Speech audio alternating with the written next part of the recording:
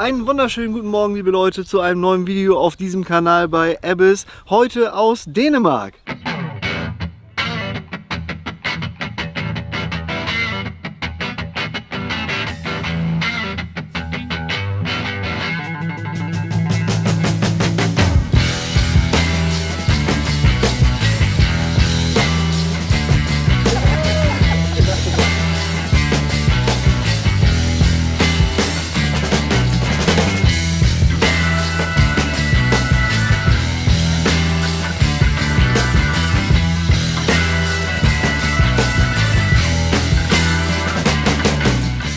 Wir sind eingeladen von unserem lieben Freund Martin, der hat uns netterweise dieses wunderschöne Haus, was ihr hier im Hintergrund seht, zur Verfügung gestellt. Ein kleines Ferienhaus mitten in einem Vogelschutzgebiet und wir sind direkt an der Küste, also hinter den Bergen und hinter Claude, den ihr da seht. Da ist direkt das Wasser. Da haben wir gestern Abend schon mal die Füße reingehalten und ein bisschen das Wasser geprüft. Wasserchemie ist daher wichtig. Und wir werden uns heute im Nordsoenaquarium vergnügen. Das heißt, wir fahren jetzt gleich los, werden uns mit Martin da treffen und dann gucken wir eines der größten Aquarien nur mit Nordseefischen in Europa an. Und Alex, das klingt ja alles so wellnessmäßig, aber hol uns mal ab. Wir haben hier keinen Strom, wir haben hier kein warmes Wasser. Ja, das ist natürlich, also wir können das vielleicht bei Kerzenschein heute Abend noch mal ein bisschen näher erklären. Es ist tatsächlich so, hier ist es, weil es eben so ein restriktives Gebiet ist, man darf hier keinen großen Stromanschluss haben. Die Hütten sind alle nur mit Gas ausgestattet. Wir haben, weil unser Gasofen kaputt ist, auch leider nur kaltes Wasser. Dafür aber einen Kühlschrank mit kaltem Bier drin. Und es ist einfach fantastisch, es ist nämlich ruhig. Man kann keine Handys laden, man muss einfach damit leben, was man hat. Und das ist einfach fantastisch, ich finde das super.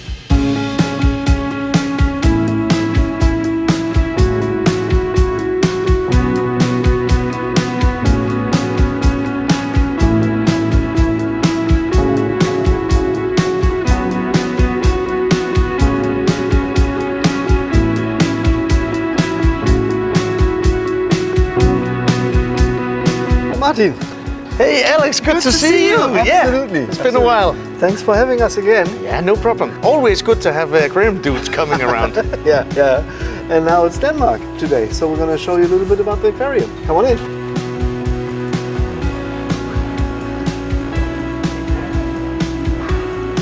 I'll always start a tour here because this is what it's all about. This is about the North Sea. It's a public aquarium with the goal to show visitors and Danish school children the life in the sea. Because the North Sea is a difficult place to go as a diver. Absolutely. It's rough weather. So you see, this is a map over the whole North Sea. You have Denmark here, Germany down here, Holland, England over there with Scotland on the top, and Norway up here.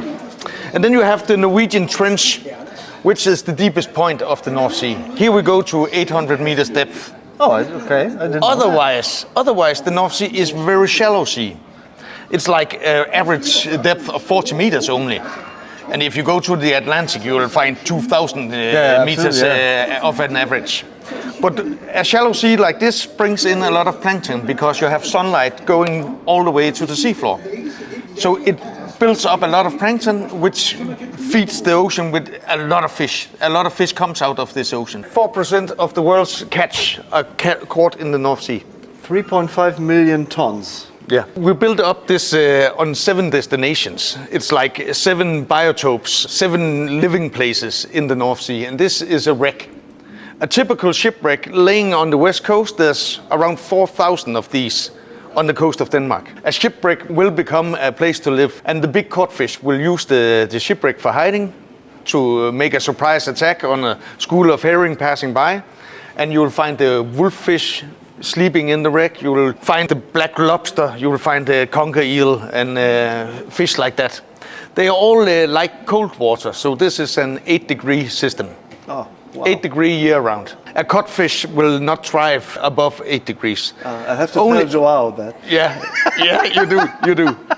Only when it's small, then it's no problem. But as it grows, it needs colder and colder water. Das Nordsoenaquarium zeigt das, was in der Nordsee drin ist. Nordsee, haben wir gerade gelernt, der Fischproduzent, 3,5 Millionen Tonnen Fisch werden hier rausgefangen. Das sind 4% der gesamten Menge, die auf dem Planeten gegessen wird an Fisch.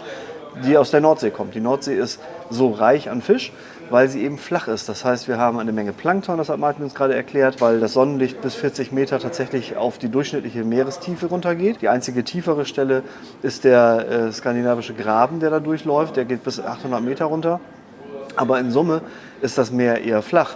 Und das heißt, wir haben super reichen Plankton, also sehr viel Nährstoffe drin. Die Fische können da wachsen und die hat die richtige Temperatur. Wir haben gerade gelernt, dass Cod, also Kabeljau, nur dann groß wird, wenn eine durchschnittliche Temperatur von 8 Grad nicht überschreitet.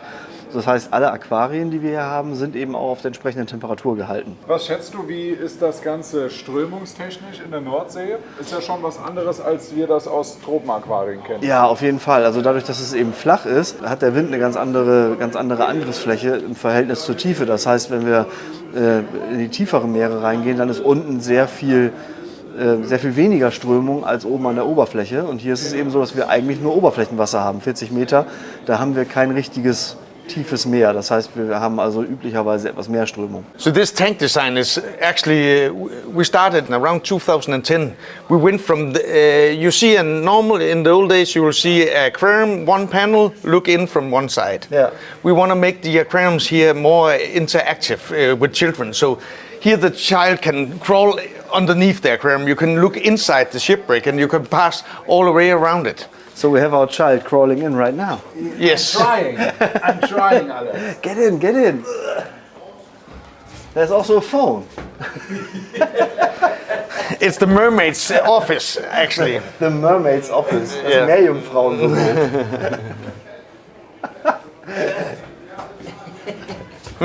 You're too big for that. Das wäre eher ein Job für mich. Ja, auf jeden Fall. Aber ist natürlich cool, ne? Die Schattenspiele ist einfach fantastisch. Der Kabeljau sitzt da und wartet eben darauf, dass Heringe zum Beispiel vorbeikommen. Und deshalb sind diese Schiffswracks, von denen es über 2000 an der dänischen Küste gibt, natürlich super Heimat für eben diese großen Kabeljau, die ja dann jagen. Und aus dem Dunkel heraus in so eine Fischgruppe reinschießen. This tank here is to show the rock reefs. We don't have coral reefs, but we have stony reefs, and they are placed along the coast. We have some are big, some are small. But when we get later on, we go to the lobster project. Then I'll show you that's regarding all these reefs because they are fishing grounds. Fish will attract to the reef because there's small fish living there, there's crayfish, there's all this stuff hiding in between the rocks, and that will bring in the bigger fish and the fishermen at the end. Yeah. So now these are pollock, and they started here last year at 10 centimeters. So now they're big enough to go to the Reise aquarium. So we will do a shift of fish in a 14 days time. What about lighting from Nordsoenaquariums? It is not that much, isn't it? No, it's not. You will not find the intensity you will find on a coral reef. And you will not find the Kelvin degree you will find on a coral reef. We will go down maybe to 6,500 Kelvin, sometimes 8. These are LED lights, but they are built for offshore industry. It's not built for coral growth.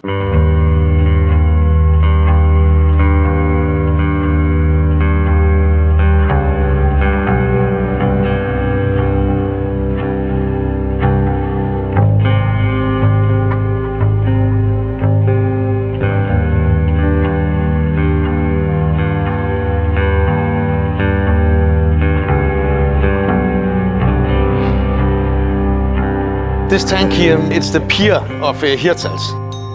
So when you're in front of it here, you can see the wall is typical inside a harbor. Yeah. And you have the harbor in on the screen above. But one thing is missing is there's a wave machine in here. Ah, okay. But it's constantly breaking down because it's mechanical, like a plate doing like this. Yeah. So maybe we should install some of your pumps here to make a 20 centimeter wave at the end of the tank. Yeah, that would be a good idea. Yeah. We should play around with that. Da kommt gerade Futter, dann können wir uns mal schnell hin. Guck mal, die ganzen Aale. Martin hat gerade erzählt, dass in dem Aquarium läuft normalerweise eine Welle. Die wird wie so üblich mechanisch erzeugt. Das heißt, wir haben ein großes Paddel, was dann hydraulisch oder elektrisch angetrieben wird. Alles, was mit Mechanik zu tun hat, jeder, der ein Meerwasseraquarium hat, weiß das. Es gammelt halt alles und geht ständig kaputt. Und das ist halt ein Riesenproblem. Und die hätten hier halt gerne auch mehr Bewegung drin und ist das Aquarium eigentlich ideal gebaut, um tatsächlich eine Welle zu erzeugen, weil es nämlich ein langer Kanal ist, der sich aber im Querschnitt kaum ändert. So, und da werden wir also dann in Kürze sicherlich mal mit unserer AFC 1200 oder AFC 400, vielleicht zwei davon, hier mal Versuche starten, dass wir hier ein bisschen Wasserbewegung reinbekommen, damit es auch natürlicher aussieht. Denn das zeigt die Hafenseite von Hirtshals, wo wir uns gerade befinden. Das ist also die Nordspitze von Dänemark, direkt an der Küste zur Nordsee. Und da sieht das Wasser natürlich üblicherweise nicht so aus. Also wir haben immer Wasserbewegung. Ne? Und das soll hier wieder reinkommen. Also es wird viel an der Fischerei hier geforscht. Und mittlerweile ist es so, dass diese Bodenschleppnetze schlauer werden. Das heißt, es werden sowieso diese Schilde nicht mehr eingesetzt, die also den Meeresboden auch zerstören. Und die Netze werden mit Sensorik ausgestattet. Das heißt, sie können das Netz, während sie fischen, öffnen und schließen und sehen genau, welche Fische drin sind. Wenn man also eine Schule Jungfische drin hat, die man eigentlich gar nicht haben will, die normalerweise dann ja in einem herkömmlichen Netz einfach mitsterben und dann als Beifang wieder über Bord geworfen werden in den meisten Fällen. Das wird dadurch verhindert. Dann können die Netze aufmachen, die jungen Fische können raus und wenn dann die richtigen Fische kommen, dann wird das Netz zugemacht und dann werden nur die gefangen. Also eine super Sache und daran entwickelt Martin hier auch mit. Zum Beispiel war der Fang von dieser Haiart eine regelmäßige Attraktion. Also sind Leute regelmäßig zum Angeln gekommen und das ist natürlich mittlerweile absolut verboten. Und das wird aber trotzdem ausgestellt, damit man eben zeigt, okay, das sollte man vielleicht nicht wieder machen. Und das waren so die größten Fehler, die wir hier gemacht haben in der Fischpopulation. These are called horse actinia. It's an enemy. So a species which grows also in the North Sea. Yeah. And it's very colorful. Yeah. When lobsters are bred in captivity in aquaculture, they turn blue instead of black. Okay. And Why is that? Maybe it's a lack of color from, let's say, shells from mussel or something they will have in nature. They will keep them black. But when we feed them artificial feeds and stuff like that, they will turn blue. You can find them blue in nature also. Okay. Yeah. But a black lobster, maybe it has a lot to do with the blue mussel here because they are all over the sea and they eat a lot of them. Yeah. And you see the color is actually the same. So maybe they get some coloration for eating blue mussels. Ah, okay. Ja, das ist ja mal wieder interessant. Das sollte man ja gleich nochmal wieder übersetzen. Also, wenn man Hummer, die normalerweise schwarz sind, ein großer schwarzer Hummer, die werden in Gefangenschaft, wenn sie natürlich, also wenn sie mit Ersatzfutter gefüttert werden, eben blau. Wie man das hier sieht. A cuttlefish will only get 1.6 years old. So when male and female has laid their eggs, then they'll just start dissolving. Okay. And that's what's happening now. You can see some markings on the backs of them. Time is running out. Yeah, but then when we come to backstage, you'll see the young ones. They are only 2 centimeters right now. Wir sind ja in Dänemark viel unterwegs zum Tauchen und da gibt es dann auch diese Grünen, die dann im Seegras sind. Und wenn man dann nur auf 1,5 Meter einfach sich nur ruhig verhält, dann sieht man plötzlich, dass sich einige Seegräser anders bewegen als andere und das sind dann die Seenadeln. Super spannend. Hast du gute Tipps zum Tauchen in Dänemark? Ja, also ich bin taucherisch hier ausgebildet worden in der Nähe von Kolding. Kleine Belt nennt sich das oder Lillebelt in Dänisch und das ist ein fantastischer Tauchsport, wenn man gerne mal im Kaltwasser tauchen möchte. Das ist natürlich anspruchsvoll, also es kann mal ordentlich blasen, manchmal ist es total still. Man sieht einen Haufen Fische, viel Lamellarien und Grünzeug natürlich, ab und zu auch Schweinswale. Ein super schöner Tauchspot da, den kann ich also absolut empfehlen. Du warst hier schon, Alex, gell? Ich war hier schon, ja. Ich muss jetzt nicht nochmal O sagen. Nee, ich war hier jetzt, ich bin zum 3. oder 4. Mal sogar, glaube ich, schon hier. Also, aber es ist halt immer wieder beeindruckend. Also es ist einfach ein richtig, richtig großes Aquarium.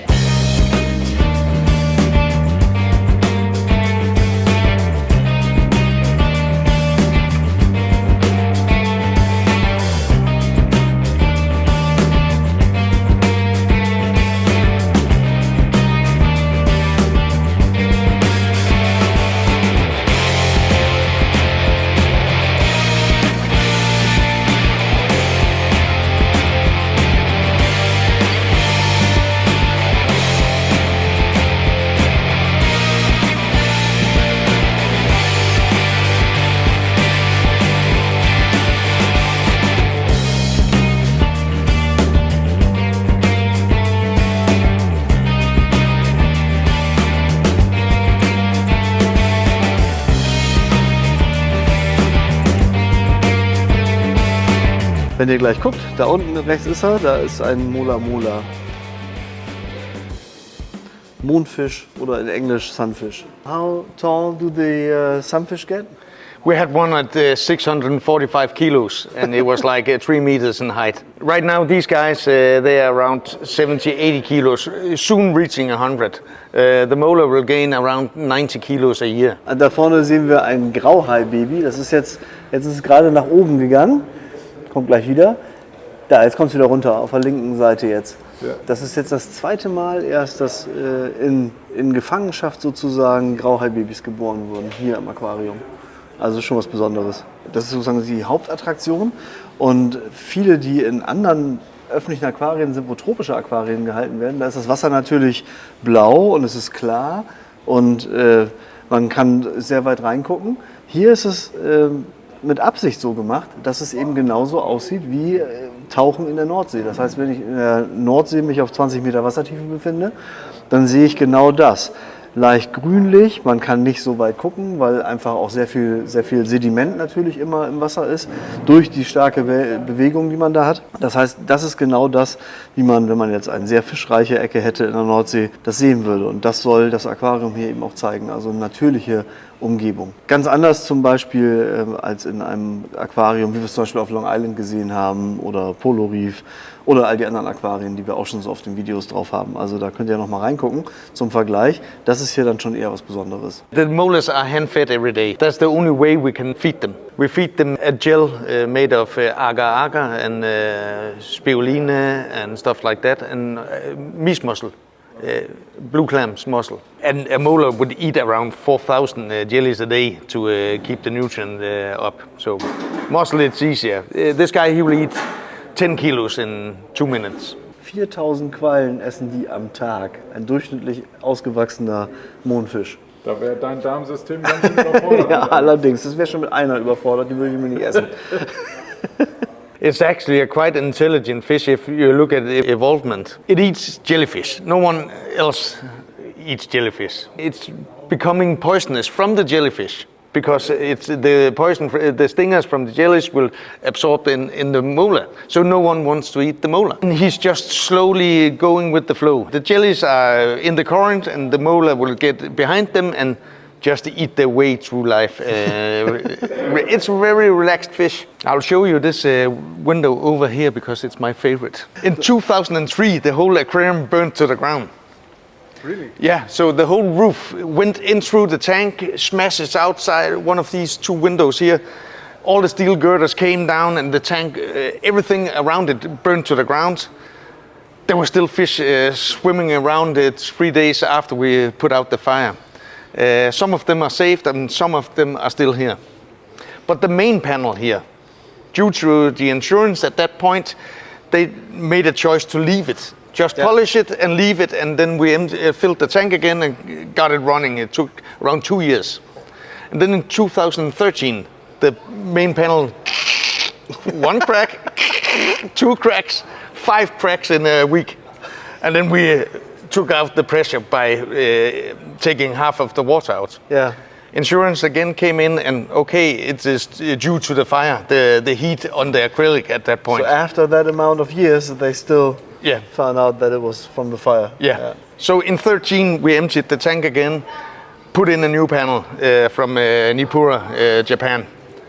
And at that point, we got the chance of renewing the whole tank. So we built this new shipwreck I'm gonna show you. Ah, okay.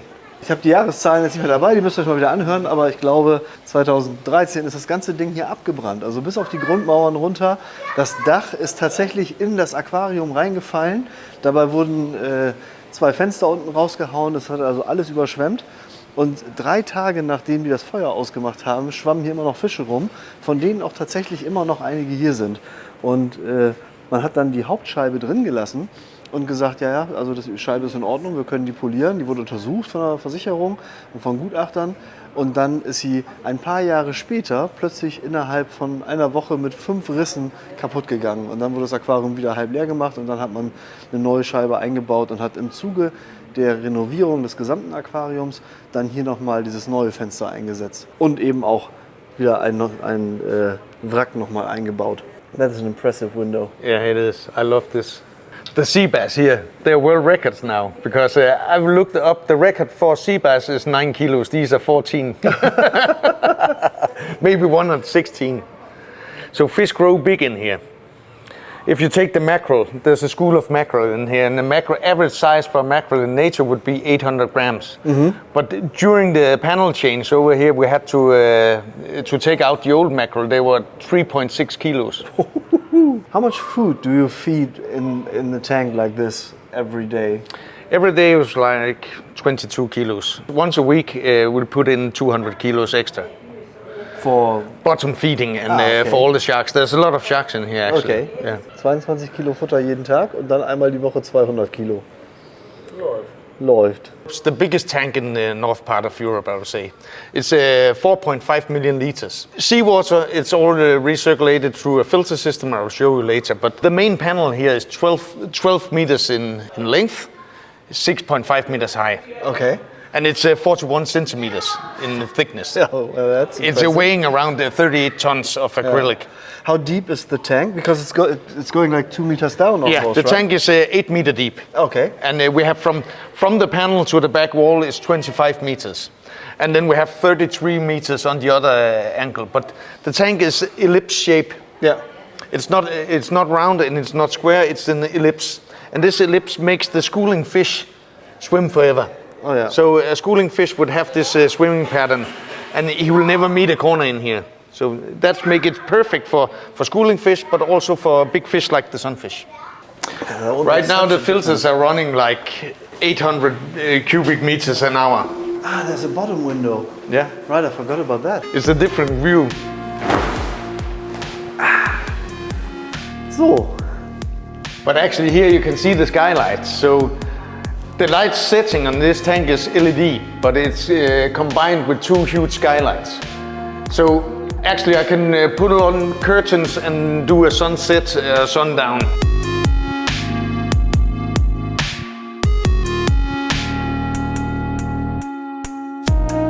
Actually we have a concept here, you can sleep with the molars. So children come here to sleep at night and cool.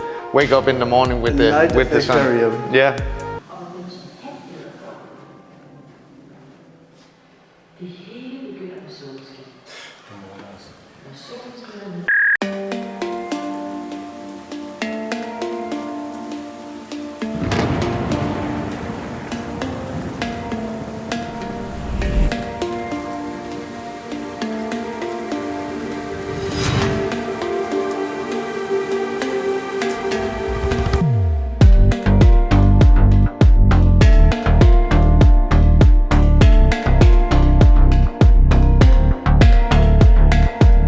This is quite cool. Can you guess which plankton this is? That's plankton? Yeah. Mola mola. That's some hola mola? Yeah, it is. What size is that? 2 millimeters. 2 millimeters? Yeah. And the mola is the fish in the world with the hugest amount of eggs. It lays 300 million eggs from one fish. 300 Millionen Eier legt ein Mola mola in his lifetime.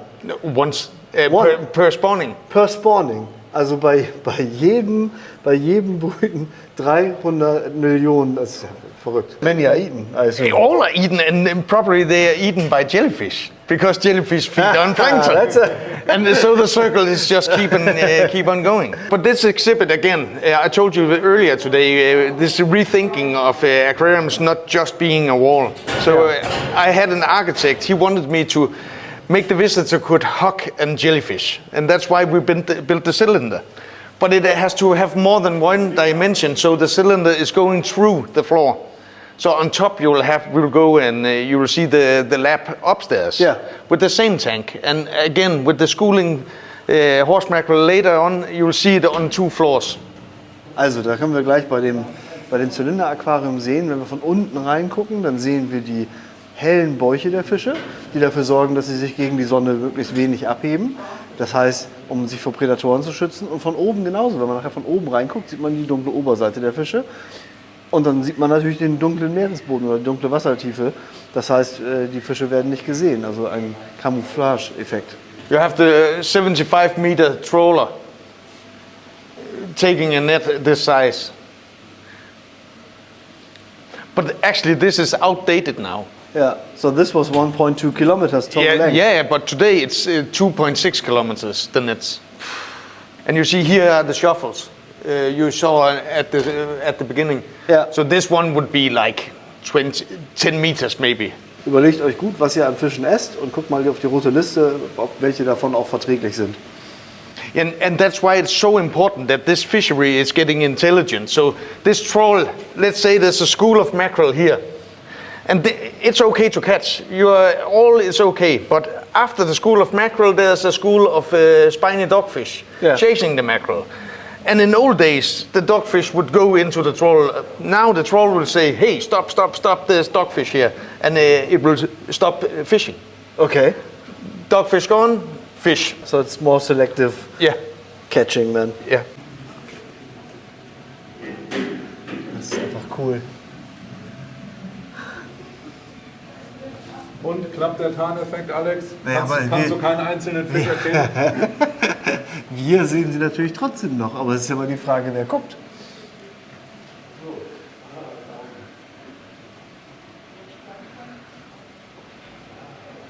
Here's a predator tank. So here you'll find some of the bottom dwelling fish predators. You have the anglerfish here. I love this fish. He's just laying there hiding in the sand, and with a small antenna on his head, he can do a little lure, and a smaller fish will think, hey, this is food. And when he arrives in front of this big mouth, it's just opening up. Yeah, boom, it's so fast.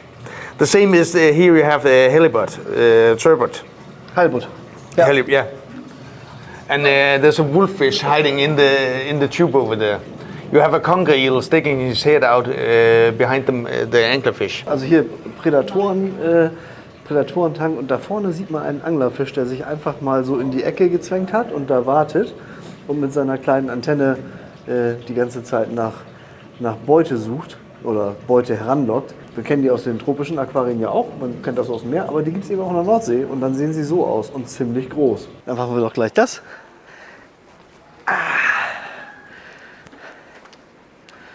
Fantastisch. So muss das sein. Da kann man sich zwischendurch auch mal hinsetzen, wenn man die ganze Zeit schon nur Aquarien angucken darf. Eine Kleinigkeit, die es wert wäre zu erwähnen, weil viele das auch nicht wissen. Wir sehen hier auch Dornhaie. Wenn sich alle über Finning aufregen, also diese Tatsache, dass Haifischflossensuppe überall gegessen wird und dass dann gesagt wird, ja, das darf man ja nicht und so. In Deutschland wird auch viel Hai gegessen. Schillerlocken nämlich sind die Bauchlappen der Dornhaie. Und das sollte man sich gut überlegen. Die werden nämlich über Norwegen importiert. Ansonsten ist Haifang ja in der EU verboten. Aber Norwegen gehört nicht zur EU und die bringen es rein und wir essen es dann als Schillerlocken. Also nochmal das Menü überprüfen. They're all bred here. So where we started the first aquarium we saw with the codfish. Inside the shipwreck there's the polyp from who will become a jellyfish. You have a medusa like this one, jellyfish. She would lay eggs. Eggs will become panaia larvae. Larvae will go to the shipwreck and become a polyp. It will stay there for 2 years. And one day when temperature is right and the north and south and everything is perfect, it would stropulate and make ephyra, which becomes the medusa. So you have the polyp is the white dot in here. You see the small ones down there? That's the polyp. And when time is right, the ephyra will grow in just 14 days. It will go from ephyra to medusa. And all these started at the shipwreck. But the polyps stay there for 2 years. Yeah. Also ein Aquarium fehlt hier oben übrigens noch bei den Quallen. Und hier, wo die große Bank steht, da kommt ein großer Kreisel hin. Und den könnt ihr euch in dem Video von Florian angucken, von New Wave. Denn da haben wir auch gefilmt und da haben wir das Aquarium schon gesehen. Da steht das schon halb fertig und das wird dieses Jahr hier installiert. Da könnt ihr also bestimmt gespannt sein, da kommt garantiert noch ein bisschen was zu gucken. So, jetzt haben wir uns das Aquarium zum größten Teil angeguckt. Jetzt seid ihr bestimmt gespannt, wie die Wasseroberfläche aussieht vom großen Aquarium und die Technik dahinter. Deswegen seid gespannt, denn das zeigen wir euch im nächsten Video. Also kommt mit, gebt uns ein Like, lasst ein Abo da und so weiter, dass ihr das nicht verpasst, wenn wir jetzt nach oben gehen. Also macht's gut, bis bald.